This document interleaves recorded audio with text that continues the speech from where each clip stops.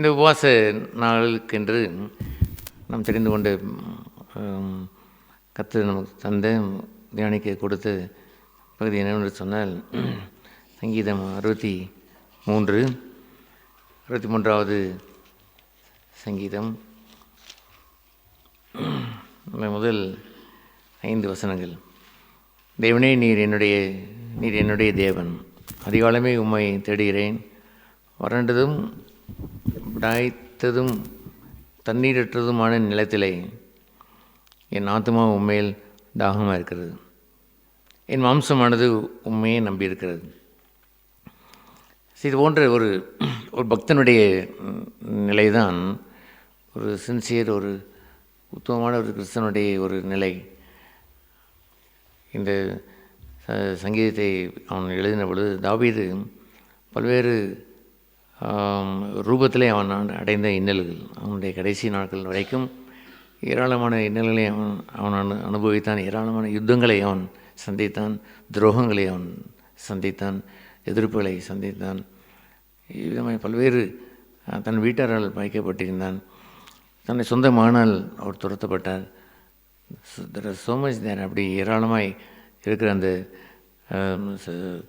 ஒரு தாவீதினுடைய அந்த பக்தனுடைய அந்த வாழ்க்கை சங்கீதமாய் மாறியது. That is important thing.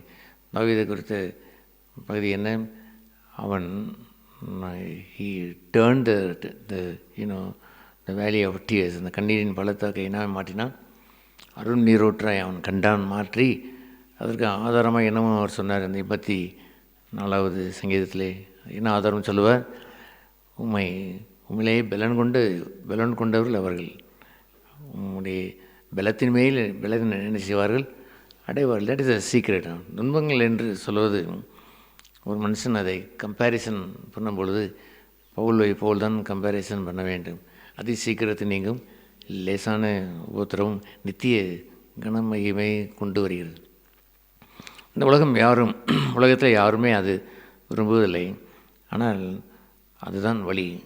நித்திய ஜீவனுக்கும் தெய்வத்துவத்துக்குரிய அந்த பரம ரகசியங்களுக்கும் டு நோ காட் மோர், தேவனை அதிகமாய் அறிவதற்கும் இந்த சஃபரிங், இந்த உலகத்தில் அந்த பாடுகள், அதுபோன்ற ஒரு பகுதியை நாம் பெற்று நம்முடைய நித்தியத்துக்குரிய அந்த ஓட்டத்தை இயேசு நோக்கி பார்த்து ஓடும் பொழுது ஹீ இஸ் ஆல்சோ, அவரும் யார் என்று சொன்னால் தாவீதினுடைய சந்ததியிலே வந்தவர், from the seed of the David.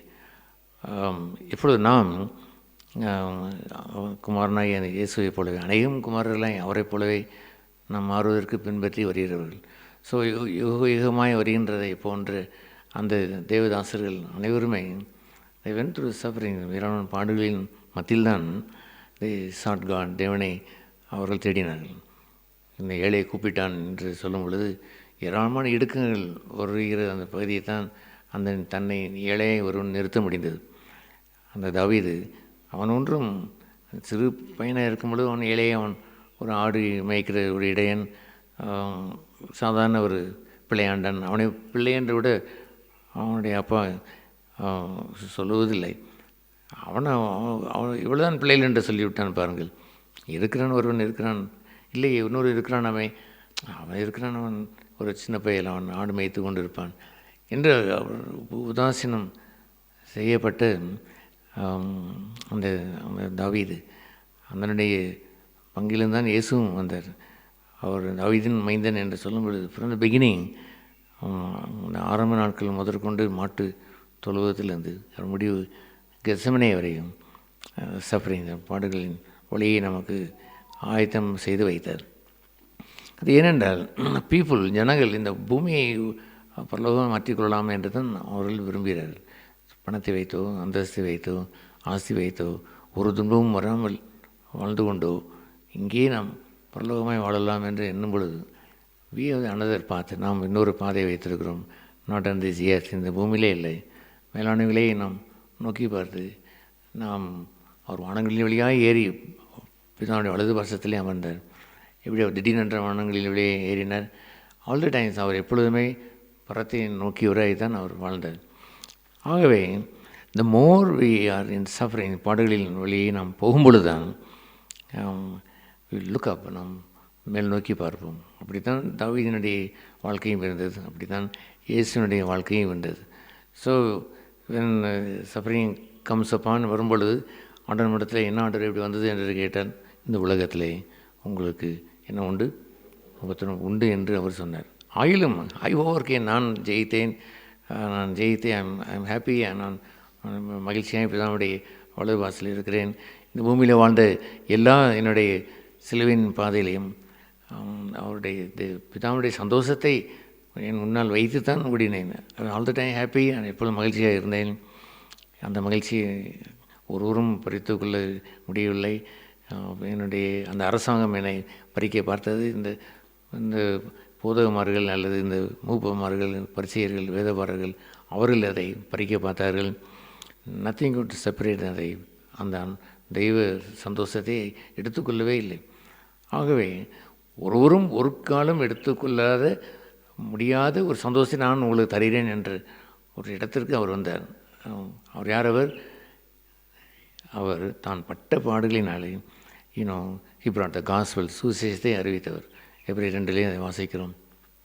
Through the suffering, பாடுகளின் வழியாய் அவர் மரணத்தை அடைந்து அவர் கணத்தினாலும் மையமேல் செய்யப்பட்டார், முடிசூட்டப்பட்டார். ஸோ அவர் காலிங் இஸ், என்னுடைய அழைப்பு என்னவென்று சொன்னால், you must draw closer and closer with God. தேவனோடு நெருங்கி நெருங்கி என்ன செய்ய வேண்டும், நாம் போக வேண்டும். அதை வலியுறுத்துவது தான் இந்த முதல் வசனம். தேவனே, நீர் என்னுடைய தேவன், அதிகாலமே உம்மை தேடுகிறேன். வறண்டதும் விடாய்த்ததும் தண்ணீரற்றதுமான நிலத்திலே என் ஆத்துமா உண்மையில் தாகமாக இருக்கிறது, என் மாம்சமானது உண்மை வாஞ்சிக்கிறது. இது போன்ற ஒரு வாஞ்சையை திடீரென்று ஒரு மனிதன் அதை எடுத்துக்கொள்வது இல்லை, எடுத்துக்கொள்ளவும் முடியாது. ஒன்று மேஜராக வர வேண்டியது என்னவென்று சொன்னார், whether God is your God என்பதுதான். தேவனே, நீர் என்னுடைய தேவன் என்ற அந்த ஊர்ஜிதமான ஒரு அஷ்யூரன்ஸ் இருக்கிறது பாருங்கள். That is very important.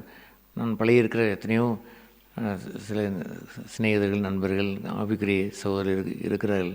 Sometimes they make a question, சில கேள்வியில் அவர் ஒருவரை என்னிடத்தில் ஷேர் பண்ணும் பொழுது, whether I was little doubt sometimes whether God is with me, தேவனோடு இருக்கிறார் என்று சில சந்தேகங்கள் உண்டு என்று அவர்கள் சொல்வது உண்டு.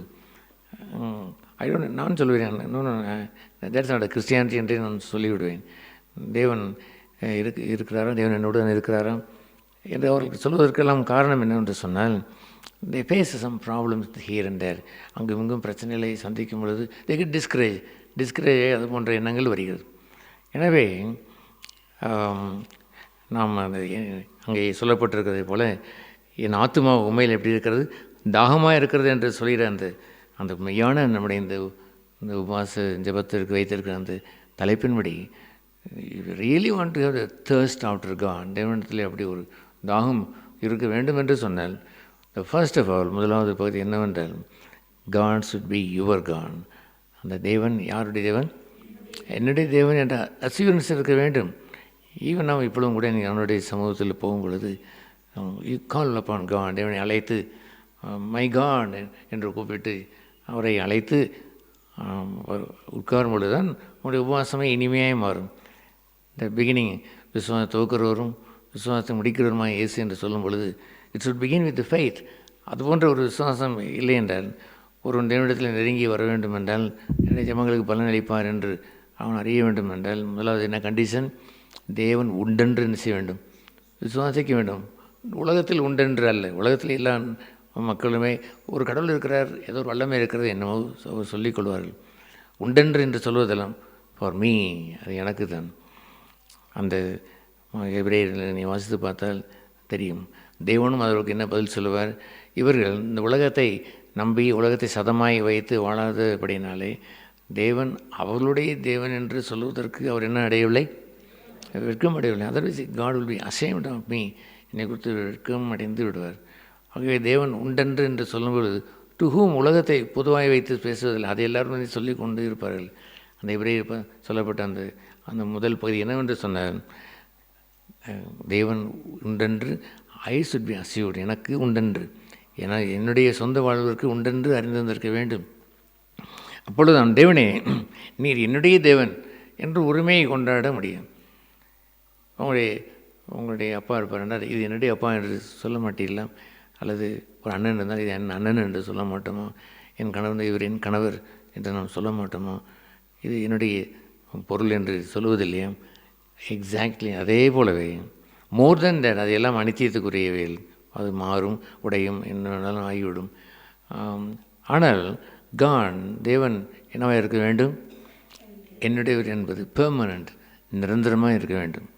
இந்த உலகத்திலே எதுவும் அவன் நிரந்தரமாக வைத்திருக்கக்கூடாது என்று நீதிமொழியிலே அவர் சொல்லும் பொழுது, அவன் தன் வீட்டை கட்டுகிறான், அதில் தன் பேரை போய் பொறித்து கொள்கிறான். தன் பேரை அவன் போட்டு அதை இது என் வீடு என்று அவன் வைத்து கொள்கிறான். ஆனால் விசுவாசத்துக்குரியவர்கள் எப்படி வாழ்ந்தார்கள்? இந்த பூமியிலே அவர்கள் வாழ்ந்த பொழுது பிரதேசியை போல் என்ன செய்தார்கள்? வாழ்ந்தார்கள். ஏனென்றால் தேவ அனதர் ஹவுஸ், கைவேலை இல்லாத, அஸ்திவாரம் இல்லாத இன்னொரு வீட்டை நோக்கி பார்த்து அதை நோக்கி பார்த்தான் வாழ்க்கையை அவர் ஓடினார். எனவே இந்த பூமியிலே மனுஷன் அவன் தனக்கென்று, தனக்கு சொந்தம் என்று அவன் வைத்திருக்கிற யாதொன்றும் நிலையானது அல்ல. அவனுடைய வீடு அழியும், ஆஸ்தி அழியும், அவன் படிப்பு அழியும், எல்லாமே அவனுடைய பட்டம் பதவி எல்லாமே அழிந்து போய்விடும். ஆகவே நிரந்தரமாய் வேறு கிறிஸ்தவன் என்று இருந்தால் அவன் எது நிரந்தரமாக இருந்திருக்க வேண்டும் என்றார்? தேவனே நீர் என்னுடைய தேவன் ஒண்டர்ஃபுல் திங். அவரை அந்த கோலமாய் கொல்கத்தாவிலே அவரை சிலுவையில் அறைந்த பிறகும் கூட, அடுத்து என்ன இழைக்கிறது? அவமானத்தை நாமல் சிலுவையை சகித்தார் என்று இருந்தாலுமே கூட, பின் வெண்ணிலைக்கிறது வனங்களே வழியாக ஏறி பிதாவின் வலது வருஷத்திலே போய், தேட் இஸ் இம்பார்ட்டன்ட் திங். அவர் தான் எனக்கு சொந்தம். அதுபோன்ற ஒரு சொந்தத்தை நமக்கும் பங்களிக்கிறார். அநேகம் குமாரர்களை கொண்டு வர வேண்டும் என்பதற்காகத்தான் இயேசு வந்தார். பாதையை காண்பித்தார். நானே வழி என்று அந்த பாதையை காண்பித்தார், சத்தியத்தை போதித்தார், ஜீவனை நமக்கு அவர் தந்தருளினார். தட் இஸ் த உலகம் காண முடியாத ஒரு இடுக்கமான ஒரு வழி. அந்த இடுக்கமான வழியை கண்டுபிடித்தவர்களாக இருப்பவன் தான் சொல்ல முடியும், தேவனே நீர் என்னுடைய தேவன். இது போன்ற வனாந்தர இடத்துல ஒரு சத்தமும் இல்லை. நீங்கள் சத்தமாக ஒரு கல்லறி தூரம் நாம் போயினால் ஜெபம் செய்ய போயிடும். உங்களுடைய குரல் வேறு யாருக்கும் கேட்காதபடி இருக்கிற இடத்தை தேடுவது நல்லது. நான் க்ளோசர் பை, அடுத்த ரூமில் இருப்பதை விட கொஞ்சம் டிஸ்டன்டாக இருந்து ஜெபிக்க முடியும். யூ கேன் க்ரை, நான் சத்தம் விட்டு ஜெபிக்க முடியும். இது போன்ற இடங்களிலே மாத்திரமில்லை, நான் எத்தனையோ ஒன்றாந்தரத்தில் தரையில் இருக்கும்பொழுது நான் போகும்பொழுதெல்லாம் லுக்கரவுண்ட் நான் சுற்றி பார்க்குறேன். நான் விடியதேன் ஒருவரும் இல்லை. ஏனென்றால் ஐ வாண்ட் டு க்ரை. நான் சத்தமிட்டு நான் ஜெபம் செய்வது எனக்கு மிக இஷ்டம். இயேசுவே பலத்த சத்தத்தோடும் கண்ணீரோடும் குமாரனாக இருந்தும் அவர் அப்படி தான் அவர் ஜெபித்து பிதாவுடைய முகத்தை அவர் தேடினார். ஆகவே இது போன்ற ஒரு சந்தர்ப்பங்களிலே you can make loud, make aloud, சத்தமாய் என்ன சொல்லலாம் என்று சொன்னார்? தேவனே நீர் என்னுடைய தேவன் என்பதை அஸ்யூர் பண்ணிக்கொள்வதற்கு, உங்களை உறுதிப்படுத்திக் கொள்வதற்கு, சவுட் வித் ஜாய், அதை சத்தமிட்டு சொல்ல வேண்டும். எத்தனையோ என் விசுவாசத்துக்குரிய பகுதிகளையும் நான் அது பல தடவை அந்த போகிற என்னுடைய காட்டிலே ஜெபிக்கிற ஒரு வாசகமான ஒரு ஜெபம் என்று சொல்வது சுமார் 40 வருடங்கள் எனக்கு அந்த வாய்ப்பு இருந்தது. இந்த ஆஃப்டர் தட் இந்த ஒரு 6 இயர்ஸ் தான் அப்படி காடுகளுக்கு நான் போக முடியவில்லை. But all the time I go out for the forest. ஒரு ஃபாரஸ்ட்டை தேடி, ஒரு தனிமையை தேடி, முள்ளுக்காட்டுக்குள் போய் அல்லது ஒரு சோலைக்குள் உள்ளே சென்று, வறண்ட இடத்திற்கு சென்று, ஒரு மனுஷனும் இல்லாத எங்கேயோ தூரத்தில் இருக்கும், ஆனால் கார் சத்தமோ ஒரு வண்டி சத்தமோ எதுவும் இல்லாத இடத்திற்கு போய் ஜெபம் பண்ணது உண்டு. ஏனென்றால் I want to shout with the Lord. கர்த்தரோடு சத்தமிட்டு ஜெபித்து வருவது அவ்வளவு பேரின்பம்.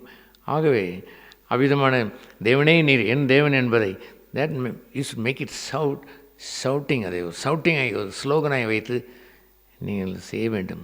அப்படிப்பட்டவர்கள் தான் அதிகாலமே என்று சொல்வது.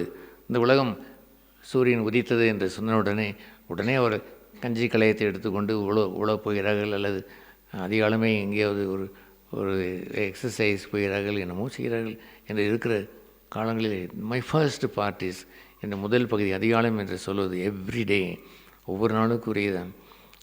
முதல் வாரத்திலே அல்லது ஒரு மாதத்திலே முதல் பங்காக என்றெல்லாம் இல்லை. எவ்ரிடே கம்ஸ் அதிகாலை. அந்த ஒவ்வொரு நாளும் இந்த ஏர்லி இந்த மார்னிங் என் முதல் பங்கை என்னவென்று சொன்னால் உம்மை தேடுவதுதான். நான் யாரை தேடுவேன்? உம்மை தேடுவேன். யார் தான் தேட முடியும்? நீர் என்னுடைய தேவன் என்று இருக்கும் பொழுது அவரை தேட முடியும். இந்த வீட்டில் ஒரு பொருள் இருந்தால் தானே அதை நான் போய் தேடி நான் அங்கே போய் அதை எடுத்துக்கொள்ள முடியும். அதுபோல் ஹீ சுட் பி தேர், உங்களிடத்தில் இருக்க வேண்டும். அது என் தேவன் என்ற உரிமை இருந்தால்தான் யூ கேன் சீக் ஹிம், அவரை தேட முடியும்.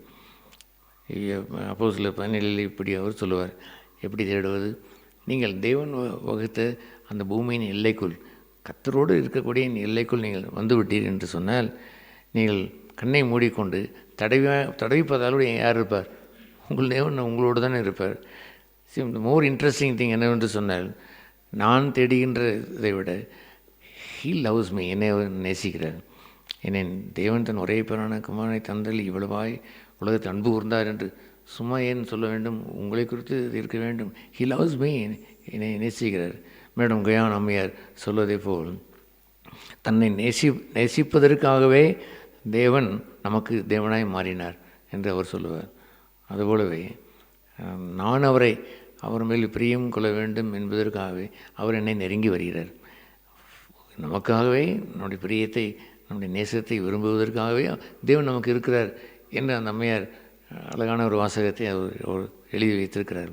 அதுபோன்று தி early morning before doing anything, எதையும் விட கவலைகள் அல்லது பிரச்சனைகள் அதெல்லாம் நேற்று இரவே முடித்து விட்டாய், செட்டில் பண்ணி விட்டாய், அன்றென்ற நாளுக்கு அன்றென்ற பாடு வென்று அதை ஃபுல் ஸ்டாப் வைத்து விட்டது. பட் நாட் டுடே, இன்று பிரச்சனையில் என்ன இருக்கிறது, என்ன நிகழ்ச்சி, அது வருத்தமான நிகழ்ச்சியாக அல்லது கோலாகல நிகழ்ச்சியாக எதுவாக இருந்தாலும் ரெண்டுமே பாவத்துக்குரியாக மாறிவிட முடியும். ரெண்டுமே தேவனையும் என்னையும் பிரித்து விட முடியும். ஆகவே இந்த ஏர்லி இந்த மார்னிங் நான் the first thing I do, I seek you, உடைய முகத்தை நான் தேடுகிறேன். ஈவன் ஒரு தனி இடத்திற்கு போவதற்கு வாய்ப்பு இல்லாவிட்டாலும் எடுத்த உடனே பெட்டிலே முழங்கால் பிடிட்டு ஒரு ஜெபம் அல்லது ஒரு படுக்கையிலே நான் தியானிக்கிறேன் என்பதை போல் அந்த எழுந்திருக்க நேரத்திலே ஒரு தியானம் கூட செய்வது அனைவருக்கு அவர் அதை ரொட்டீனாய் மாற்றுவதில்லை. ரொட்டீனாய் பிரேக்ஃபாஸ்ட் இருக்கிறது, ஆனால் தேவனை தேடுவது ரொட்டீனாய் வைத்துக் கொள்வதில்லை. எப்படி ரொட்டீனாக வைத்துக்கொள்ள வேண்டும்? த ஏர்லி இந்த மார்னிங், ஒவ்வொரு நாளும் அதிகாலமே நான் உம்மை தேடுகிறேன். எனவே அடுத்த பகுதி அவர் சொல்லும் பொழுது, வறண்டதும் விடாய்த்ததும் தண்ணீர் இல்லாததுமான நிலத்திலே என் ஆத்துமா உண்மையில் தாகமாக இருக்கிறது. நான் வாழுகிறது இந்த நிலம், பரலோகத்திலே நிலம் என்று சொல்வதற்கல்ல, நிலம் என்று சொல்வதெல்லாம் 5 விதமான பாலை நிலம் அல்லது அந்த நிலம் இந்த நிலம் என்று இருக்கிறது. அதுபோல் இந்த பூமியிலே வாழுகின்ற இந்த மதுரையிலே அல்லது தூத்துக்குடியிலே வேறு வியார் நம்ம எங்கே இருக்கிறோமோ, தட் இஸ் அவர் கிரவுண்டு. நான் வாழுகின்ற நிலத்திலே நாம் என்ன உணர வேண்டும் என்றால், உலகத்தான் உன்னை போல் பொண்ணும் ஊரலும் இருந்தால் அவன் சந்தோஷமாக இருந்து கொண்டே இருப்பான், ஒன்றையும் அவன் திட மாட்டான். இங்கே நமக்கு என்ன எழுதிக்கிறார் சொன்னால், இந்த பூமிக்குரிய வாழ்க்கை என்பது வறண்ட வாழ்க்கை. இந்த பூமிக்குரிய நிலத்திலே வாழ்கின்ற வாழ்க்கை என்பது தண்ணீரற்ற வாழ்க்கை. அதனுடைய பொருள் இவனுக்கு தண்ணீர் இல்லாமல் இருந்தானா, காலையில் சாப்பிடாமல் இருந்தான், காலையில் இட்லி சாப்பிட்டான், மத்தியானம் சாம்பார் சாப்பிட்டான், இரவில் ஒரு டிஃபன் சாப்பிடுறான், எல்லாம் சாப்பிட்டான். ஆனால் இவர் சொல்லுகின்ற அந்த வறண்டதும் விடாய்த்ததும் தண்ணீரற்றதும் என்று சொல்லுவதெல்லாம் நோ காட், தேவனை அபகரிக்கிற ஒரு சூழ்நிலையை தான் தண்ணீரற்ற ஒரு நிலைமை, வறண்ட ஒரு இடத்திற்கு நம்மை கொண்டு போக பார்க்கிறது. ஒரு சூழ்நிலை நம்மை வறண்ட இடத்திற்குள் கொண்டு போகிறது. நாம் வழிகின்ற எத்தனையோ சூழ்நிலைகள் வறண்ட ஒரு இடத்திற்கு போவதே போல்தான். அதுபோன்ற நேரத்திலெல்லாம் நம்ம யாரைத்தான் கூப்பிட வேண்டும்? உண்மையில் என் ஆத்மா எப்படி இருக்கிறது, தாகமாக இருக்கிறது என்று கூற வேண்டும். எஸ், அந்த வறண்ட நிலத்தோடு வறண்ட நிலமாய் இவர்களும் மாறுவதற்கு அல்ல. அந்த வறண்ட நிலத்தில் நான் வழிகின்ற இந்த பூமி வறட்சியான பூமி, இது ஒரு நாளும் என்னுடைய தாகத்தை தீர்ப்பதில்லை. அந்த சமாரிய ஸ்திரீ இடத்தில் ஆண்டவர் சொன்னது போல், நீ இந்த தண்ணீரை என்னிடத்தில் கேட்டாய், எங்கே ஏனம் ஒரு பாத்திரம் இருக்கிறான்னு கேட்டாய், நான் கொடுக்குற தண்ணீர் என்று அவர் சொல்ல வரும்பொழுதும், இந்த தண்ணீரை குடிக்கிறவன் எப்பொழுதும் நினைச்சியும் தாகம் உண்டாகி கொண்டே இருக்கும். நான் தரும் தண்ணீர் என்று ஜீசஸ் செட், இயேசு சொன்னார். நான் தருகின்ற ஒரு தண்ணீர் இருக்கிறது அல்லவோ, அதை அவன் தேடி இருக்க வேண்டும். இந்நிலத்திலே தேடியிருந்திருக்க வேண்டும். ஒரு அருமையான ஒரு பாடல் உண்டு, இந்நிலத்தை சாயல் கண்டேன் என்று ஒரு சரண் நவரஜி பாடல் உண்டு. அதுபோல் இந்த பூமியிலே அவருடைய சாயல் என்ன செய்ய வேண்டும், பார்க்க வேண்டும். அவர் எனக்கு சொந்தமாய் வர வேண்டும். அவர் தரும் தண்ணீர் என்று சொல்வதல்ல, அந்த சமாதானம், அந்த மகிழ்ச்சி, அந்த நிம்மதி, அதுதான் எனக்கு இப்பொழுது வேண்டும். என்னுடைய சூழ்நிலைகளின் மத்தியிலே ஐ வாண்ட் தட், அது எனக்கு வேண்டும் என்று கேட்கிறவர்கள், அவர்களுடைய அந்த ஆத்துமா தான் அந்த தண்ணீரை கேட்கும். அந்த பெண், சமாரிய பெண் என்ன செய்தால், அவள் உடைய வாழ்க்கையை ஆண்டவர் தொட்டார், ஆத்மாவை தொட்டார். உன்னுடைய புருஷன் எங்கே கேட்கிறார், இல்லை ஏற்கனவே இருந்தவர்களையும் செத்து போய்விட்டார் என்று சொன்னபடி, இல்லை தட்ஸ் ரைட், இருந்தார்கள் என்பது இருக்கட்டும், ஆனால் அத்தனை புருஷர்களுக்கு பிறகு இன்னொருவன் இருக்கிறானே, அவன் உன் சொந்த புருஷன் அல்ல என்று சொன்னவுடன் அவள் குடத்தை கீழே வைத்து விட்டான். நான் உம்மை தீர்க்கதரிசி என்று காணுகிறேன் என்று சொல்லி அவள் ஆரம்பித்து ஊருக்குள் ஓடி சென்று, நான் பார்த்தவர் மெஸ்ஸியா போல் இருக்கிறது, வாருங்கள் என்று அவள் கூப்பிட்டு வருகிறாள். ஆகவே நம்முடைய ஆத்மாவை தாகத்தை தீர்ப்பதெல்லாம் ஒன்லி கான், தேவன் தான். உன்னுடைய பணம், உன்னுடைய ஆஸ்தி, அந்தஸ்து, உன்னுடைய ஃப்ரெண்ட்ஸ், அவங்களுடைய என்னதான் சப்போர்ட் என்று வைத்திருக்கிறீர்களோ, ஒன்று கூட உங்கள் தாகத்தை என்ன செய்யலாது, தீர்க்க இயலாது. ஏன் பின்பு அவர் என்ன சொல்வார், என் மாம்சமானது உண்மை வாஞ்சிக்கிறது என்று சொல்லுவார். மாம்சம் என்று சொன்னால், மாம்சம் அதன் ஆசை இச்சையிலும் இருக்கிற, அதை இங்கே அவர் சொல்லவில்லை.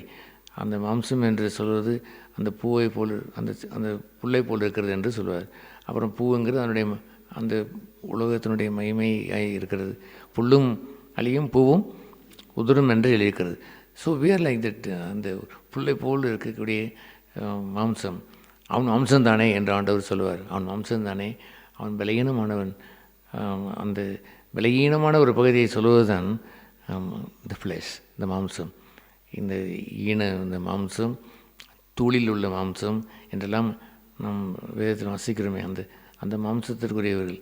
ஆகவே ஹூசவர் அவன் மாம்சத்தில் இருக்கக்கூடிய பிச்சைக்காரன் இருந்தாலும் சரி, அவன் கொடீஸ்வரன் இருந்தாலும் சரி, எவ்ரிபடி ஹேஸ் ஃப்ளஷ்.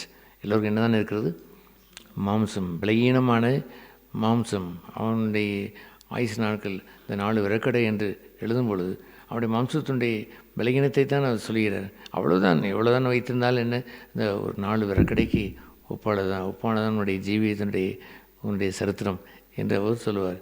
எனவே என்னுடைய பலவீனத்தை நான் கன்ஃபஸ் பண்ணுகிறேன். கர்த்தாவே, I am in the flesh, but this flesh long after you. உண்மை என்ன செய்கிறது, வாஞ்சித்து தேடுகிறது. எனவே இந்த பாயிண்ட்டையும் நீ மனதில் வைத்து அவரை நோக்கி கூப்பிட வேண்டும். இதை வைத்து I am a week man, நான் பலகீனமானவன், எதையும் நம்பி நான் வாழவில்லை, எனவே என் மாம்சமானது உண்மையே என்ன செய்கிறது, வாஞ்சிக்கிறது என்று அவரை நோக்கி நாம் கூப்பிடும் பொழுது தான் we are in empty place. அவர் தாழ்மையில் உனக்கு கிருபை அளிக்கிறார், இல்லாதவனை ஐஸ்வர்யனாய் மாற்றுகிறார், இருக்கிறவனை என்ன செய்ய விடுகிறார், அவனை அவமாக்கி போடுகிறார். ஐஸ்வர்யத்தோடு வரையவனை வெறுமையை அனுப்பிவிடுகிறார், இந்த ரத்தத்தோடு வரையவனை என்ன செய்கிறார், நிரப்பி விடுகிறார். ஸோ அவர் ஸ்டேட்டஸ், நம்முடைய ஸ்டேட்டஸை சரியான இடத்திலே கொண்டு வந்து வைப்பதற்கே சிலருக்கு சில வருடங்கள் ஆகிவிடும் என்று சொல்லுவார்கள். ஐ டோன்ட் நோ, என்னுடைய இந்த ஸ்டேட்டஸை ஆரம்ப காலங்களில் கொஞ்சம் உணராமல் இருந்தாலும் நான் என்று ஃபுல் டைம் மினிஸ்ட்ரி, அந்த முன்னேற ஊழியத்திற்கு வரும்பொழுது அதுவும் முன்பும் இருக்கத்தான் செய்தது. But not in higher degree இல்லை. But from 1981 onwards I found my status so clearly. தெளிவாக நான் கண்டேன். அதற்கு நீங்களும் எல்லோருமே முன்னேற ஊழியத்தை வாருங்கள், விட்டு வரட்டப்படுங்கள். நீங்கள் எங்கேயாவது பொங்கல் என்று நான் சொல்ல வரவில்லை, என் பொழுது நீங்கள் துன்பம் அடைய வேண்டும் என்று நான் சொல்ல வருகிறேன். Everybody status like that. இந்த தாவீதுக்கும் இந்த ஸ்டேட்டஸ் தான், இயேசுவுக்கும் இந்த ஸ்டேட்டஸ் தான். You must understand your status.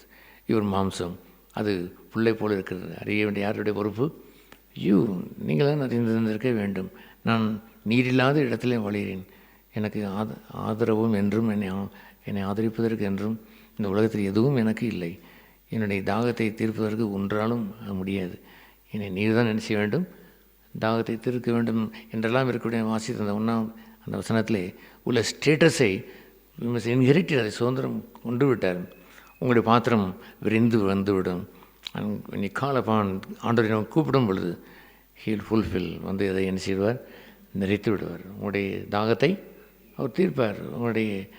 உங்களுடைய வறண்ட நிலத்தை செழிப்புள்ளதை அவர் மாற்றுவார். பூமிக்குரியதல்ல, நித்தியத்துக்குரிய அந்த அற்புதமான அவருடைய சமாதானம், மகிழ்ச்சி, நிம்மதி, அந்த பரிசுத்த வாழ்க்கையை கொடுத்து ஆசீர்வதிப்பார். I want to say one thing, that the holiness, பரிசுத்த வாழ்க்கை என்று சொல்வது போன்ற ஒரு அற்புதமான ஒரு ஜீவியம் இந்த உலகத்தில் வேறொன்றும் நான் கண்டதில்லை. இந்த ஹார்ட் இஸ் ஹோலி, அந்த இருதயம் பரிசுத்தமாவதும், இருதயத்தில் சுத்தமுள்ளவன் பாக்கியவான், அவன் தேவனை என்ன செய்வான், தரிசிப்பான். அவன் பரிசுத்தத்தை எதற்கு ஒப்பாய் பார்த்திருக்க வேண்டும்?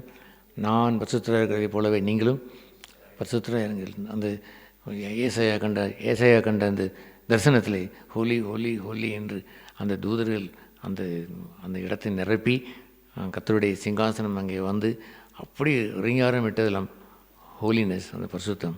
That is very important. அதே போல் ஒரு இனிமையான வாழ்க்கை எதுவும் இல்லை. சுத்தமான இந்த பரிசுத்தத்தை பெற்றவன் தான் அவன் சொல்லுவான், இந்த உலகத்தோடு நீங்கள் என்ன செய்யாதுங்கள், விசுவாசிக்க என்ன இல்லை, பங்கு இல்லை, பலியாளுக்கும் கிறிஸ்துவுக்கும் சம்பந்தம் இல்லை, இருளுக்கும் ஒளிக்கும். இந்த உலகத்தை வேறு பிரித்து சொல்லிவிட்டு அடுத்த வருஷம் என்ன சொல்லியிருக்குன்னு தெரியுமா? அசுத்தமானதை என்னோடு செய்யாதுங்கள், தொடாதுங்கள் என்று சொல்வார்.